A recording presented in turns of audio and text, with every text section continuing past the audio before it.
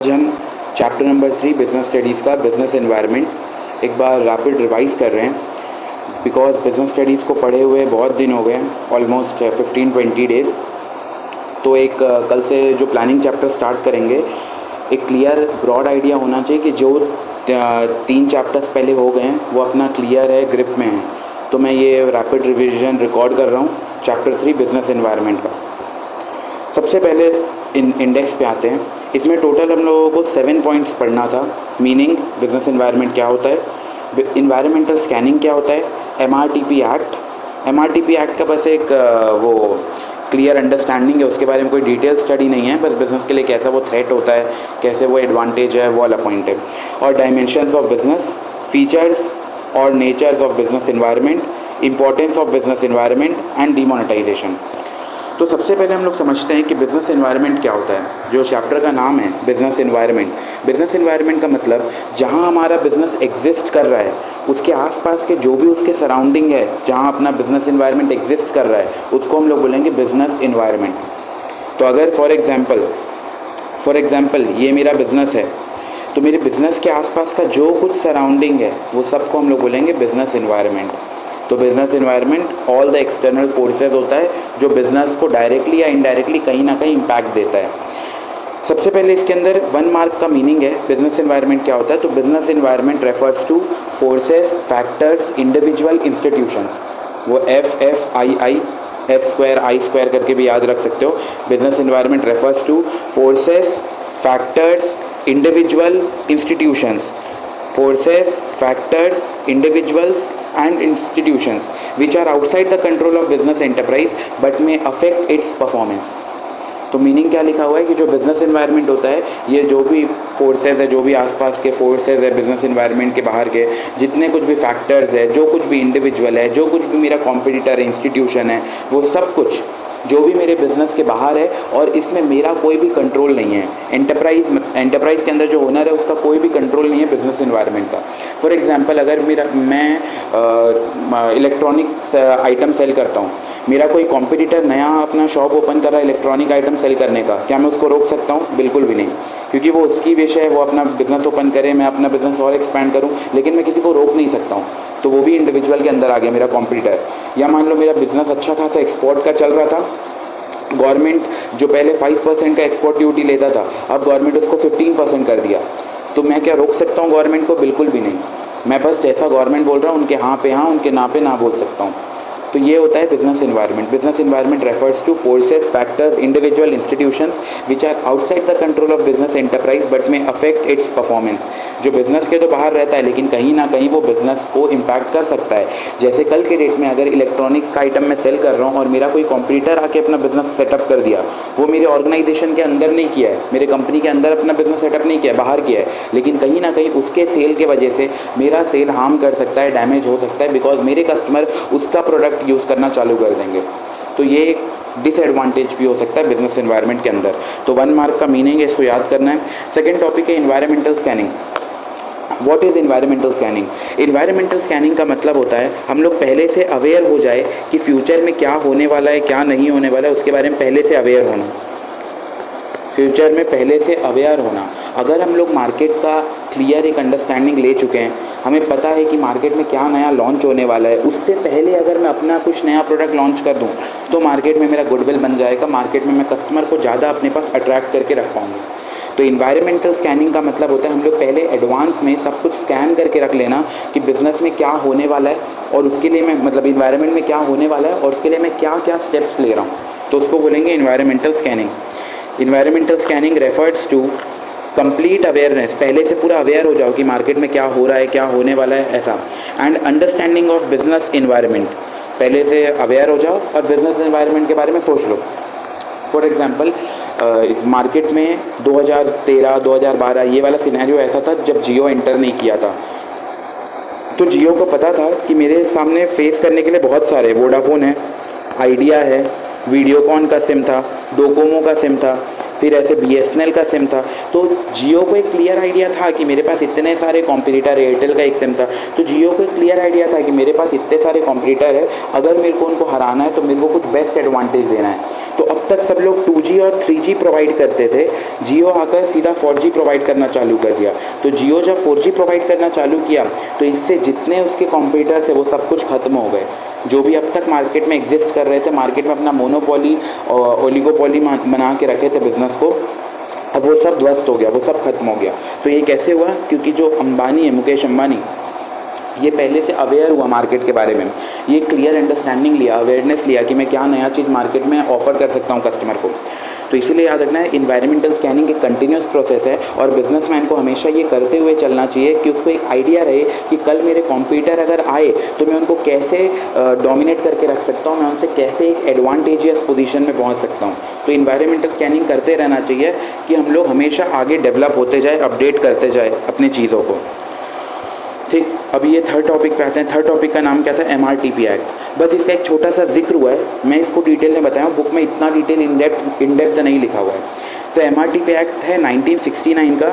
Exam में बिल्कुल भी ये याद करने का ज़रूरत नहीं है, ना ये एग्ज़ाम में पूछेगा कि MRTP एक्ट कब का है, वो बिल्कुल नहीं पूछता, तो बिल्कुल याद रखने का ज़रूरत नहीं है। बस MRTP एक्ट से रिलेटेड क्या पॉइंट था, थोड़ा ध्यान से सुनना। ये बिज़नेस इन्वायरमेंट के नीचे था, यहाँ लिखा है business environment provides constraint. Constraint का मतलब होता है कुछ ऐसे ऑब्स्टिकल, डेंजर, हर्डल। तो बिजनेस इन्वायरमेंट कुछ ऐसा डिसएडवांटेज भी देता है एज वेल एज अपॉर्चुनिटी, मतलब कुछ बेनिफिट भी देता है, एडवांटेज भी देता है फॉर अ बिजनेसमैन। तो बिजनेसमैन को नुकसान भी है और बिजनेसमैन को at the same time profit भी है, एडवांटेज भी है, बेनिफिट भी है। तो इसका एक एग्जाम्पल बुक में डिफाइन है, लिखा है in regulation the regulation such as MRTP act and wealth restriction put constraint in the businessman. मतलब जो ये MRTP एक्ट है, ये जो MRTP एक्ट है, ये एक बिजनेसमैन के लिए बहुत ही खतरनाक है। मैं इसका लॉजिक भी एक्सप्लेन किया था। MRTP एक्ट क्या बोलता है कि आप मार्केट में अपना पावर बढ़ाने के लिए, मोनोपोली होने के लिए, monopoly in the sense market में सिर्फ एक सिंगल सेलर, तो आप ये नहीं कर सकते कि आप जितने भी आपके कॉम्पिटिटर है सबको अक्वायर कर लो और मार्केट से कॉम्पिटिशन ख़त्म कर दो। जैसे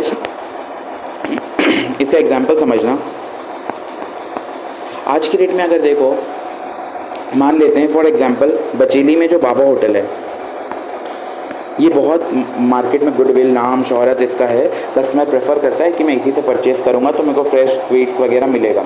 तो बाबा होटल का मार्केट में अच्छा खासा गुडविल है। अब मार्केट में एक लौता सिर्फ बाबा होटल नहीं है, बाबा होटल के साथ साथ उसके साथ और भी बहुत सारे उसके कॉम्पिटिटर्स हैं जो उसके साथ है, जिन लोग स्वीट सेल करने का बिजनेस करते हैं। तो मार्केट में बहुत सारे कॉम्पिटिटर हैं।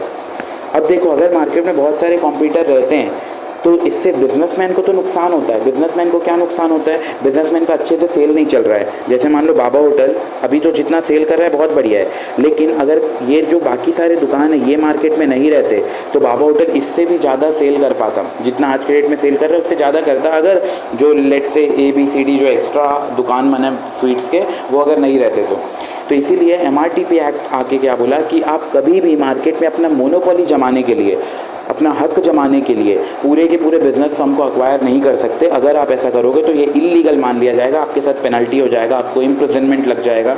तो ये बात ध्यान रखना है। MRTP एक्ट बोलता है मार्केट में कंपटीशन होना चाहिए। अगर मार्केट में कंपटीशन होगा तब मार्केट में कस्टमर को बेनिफिट होगा। कस्टमर को क्या बेनिफिट होगा? मान लो कस्टमर को अगर बाबा होटल से जो मिठाई है वो महंगा पड़ रहा है, उसका प्राइस थोड़ा ज़्यादा लग रहा है, तो अगर मार्केट में और वेरियस दुकान है तो कस्टमर दूसरे दुकान से जाके सस्ते प्राइस में वहाँ से परचेज़ कर सकता है। जहाँ पे भी प्राइस कम होगा मिठाई का वहाँ से परचेज़ कर सकता है। लेकिन अगर मार्केट में कंपटीशन है ही नहीं, मान लो पूरे बचेली में सिर्फ एक ही दुकान है बाबा होटल, इसके अलावा कोई दुकान ही नहीं है, तो अगर वो मिठाई का कीमत 1000 रुपये किलो भी देगा, 1000 रुपये किलो भी मान लो गुलाब जामुन दे रहा है, यूजुअली होना चाहिए 400 रुपये किलो, 500 रुपये किलो, लेकिन अगर वो मान लो 1000 रुपये किलो भी दे रहा है तो लोग को परचेज़ करना ही पड़ेगा। लोग मना नहीं कर सकते क्योंकि मार्केट में कंपटीशन नहीं है, मार्केट में एक ही दुकान है, तो ख़रीदना है तो इसी से परचेज़ करो। तो MRTP एक्ट बेनिफिट है कस्टमर के लिए, लेकिन at the same time businessman के लिए क्या है? नुकसान है।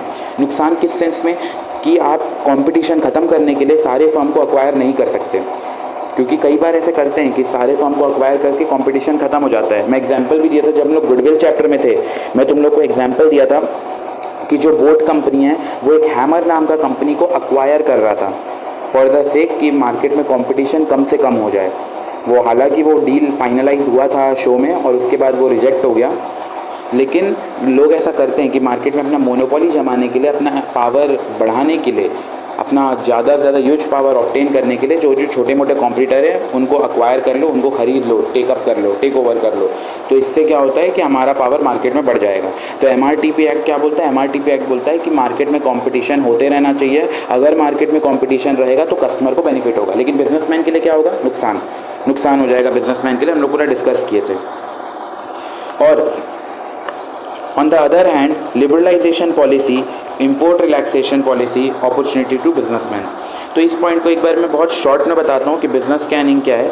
बिजनेस स्कैनिंग क्या है? बिजनेस स्कैनिंग एक तरीके का कंप्लीट अवेयरनेस है बिजनेस का अंडरस्टैंडिंग के लिए कि हमारे को बिजनेस में क्या क्या फ्यूचर में स्टेप्स लेना है, उसके बारे में पहले से अवेयर हो जाए।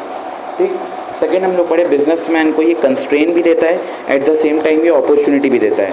कंस्ट्रेन मतलब डिसएडवांटेज, और अपॉर्चुनिटी मतलब एडवांटेज। तो बिजनेसमैन को दोनों मिलता है, कंस्ट्रेन भी मिलता है और एडवांटेज भी मिलता है। अब ये कैसे मिलता है ये थोड़ा समझो। कंस्ट्रेन कैसे मिलेगा? MRTP एक्ट की वजह से। MRTP एक्ट में क्या था कि आप मार्केट में कंपटीशन ख़त्म नहीं कर सकते, मार्केट में कंपटीशन होते रहना चाहिए। तो बाबा होटल के लिए तो ये नुकसान है क्योंकि वो कम सेल कर पाएगा। और अपॉर्चुनिटी कैसा है? जब मार्केट कंट्री के अंदर 1991 में जो हम लोग इंडियन इकोनॉमिक डेवलपमेंट के चैप्टर 2 जो नेक्स्ट चैप्टर उसमें पढ़ेंगे, न्यू इकोनॉमिक पॉलिसी आया था, NEP 1991 को आया था। बिकॉज हमारा जो फॉरेन एक्सचेंज रिजर्व था वो सब बहुत कम था, हम लोग ह्यूज लॉसेज में थे। हमारे जो पब्लिक सेक्टर अंडरटेकिंग थे, PSUs गवर्नमेंट के, वो सारे लॉस पे चल रहे थे लास्ट 4 डेकेड्स। तो इस वजह से हम लोग को NEP लाना पड़ा। NEP के अंदर हम लोग लाए लिबरलाइजेशन, प्राइवेटाइजेशन एंड ग्लोबलाइजेशन। तो उसके अंदर यहाँ पे क्या जिक्र हो रहा है, किस चीज़ के बारे में? लिबरलाइजेशन में क्या हुआ है? Removing the entry barriers. पहले बहुत सारे अगर हम लोग कुछ भी ओपन करना रहता था तो उसके लिए हम लोग को परमिशन लेना पड़ता था गवर्नमेंट का कि एक दुकान भी ओपन करना है तो परमिशन लो। लेकिन लिबरलाइजेशन आने के बाद से हम बहुत सारा चीज़ बहुत कम हो गया।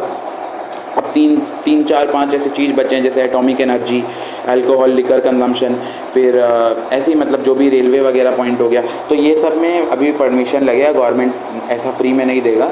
लेकिन बाकी सब जो नॉर्मल बिजनेस है वो आप बिना परमिशन के भी ओपन कर सकते हैं, है ना। तो ये वाला लिबरलाइजेशन। तो लिबरलाइजेशन बिजनेसमैन के लिए क्या है? एडवांटेज है, अपॉर्चुनिटी है कि अब उसको परमिशन लेना नहीं पड़ रहा है। ठीक है, खैर हम लोग इसको बहुत डिटेल में डिस्कस कर लिए।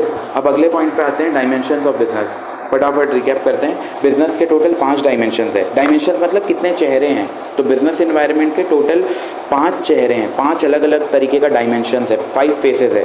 तो पहला क्या है? Economic environment. इकोनॉमिक एनवायरनमेंट का मतलब होता है जो चीज़ पैसे से लेन देन करता हो।